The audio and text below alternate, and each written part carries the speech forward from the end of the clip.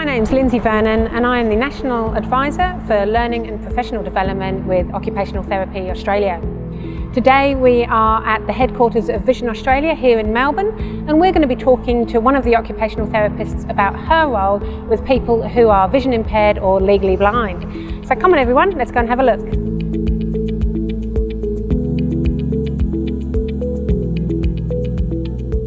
We're here today with Jayde from Vision Australia in Melbourne. We're at their headquarters. Can you just tell me a little bit about the OT role here at Vision Australia? I think with all OT roles, it's all about promoting independence for clients. It's goal focused with the use of equipment within people's homes or community to achieve the activities that they want to do. As occupational therapists here with Vision Australia, people can come in and they get an assessment here, and then you go on to help them choose some equipment that's going to help them meet their goals. Yeah, so depending on the client's needs, we'll meet them in the place that's most relevant to them. So whether it's at their home or work, a childcare centre with children or school. We've got clinicians who just work with children from 0 to 18, and then we've got clinicians who work with all ages across the lifespan, and that was certainly my role with I think my youngest client was 6 weeks old and my eldest was late 90s, so it was very broad. Yeah. It was very challenging and rewarding. But Vision Australia is a national organisation and they have sites or offices in each of the states?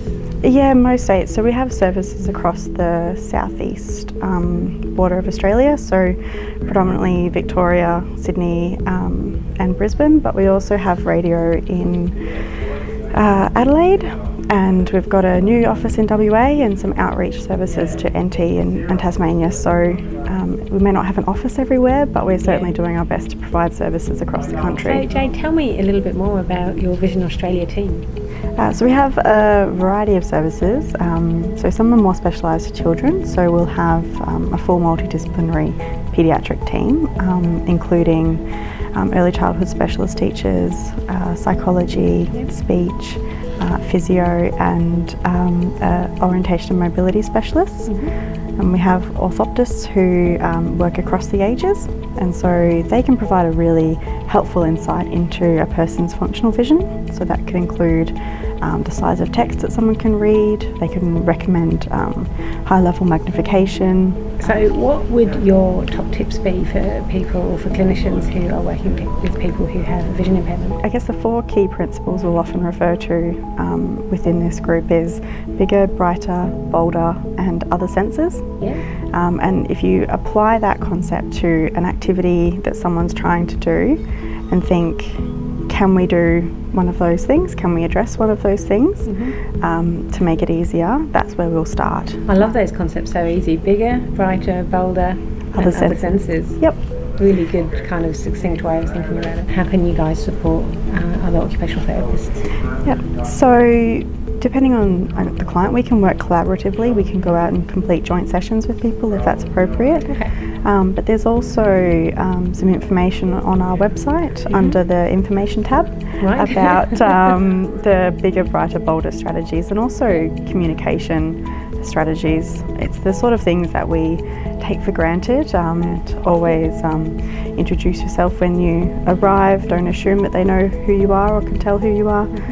Let them know if you're leaving the room. If a client understands what's happening around them, it will help you to build a better rapport with them, because they'll be more comfortable and confident with you. So of course we're in your amazing kitchen here at Kooyong. Can you tell me a little bit about some of the equipment we've got around you and maybe show me how to use some of it? Yeah, so I think one of the most popular devices, particularly with older clients, is our liquid level indicator. So it's very small. Yeah. But what this device does is you sit with a metal part inside the cup, and then as you fill it with the liquid, once the liquid reaches the first metal bit, it will make a noise. So it's usually for people who want tea and coffee, that's when you stop pouring the hot water, and then pour the milk, and it will reach the second buzzer and make a different noise. And so then you know to stop pouring the milk, and you can have your beautiful hot drink without burning your fingers. What a brilliant little device. I found this pen frame. Can you tell me a little bit about this? So this is a labelling device. So when you set this up, you'll pre-record each label, so it's voice recorded, and then when you place the pen friend over the label, it will play back that recording. So with this device, this magnet's been pre-recorded.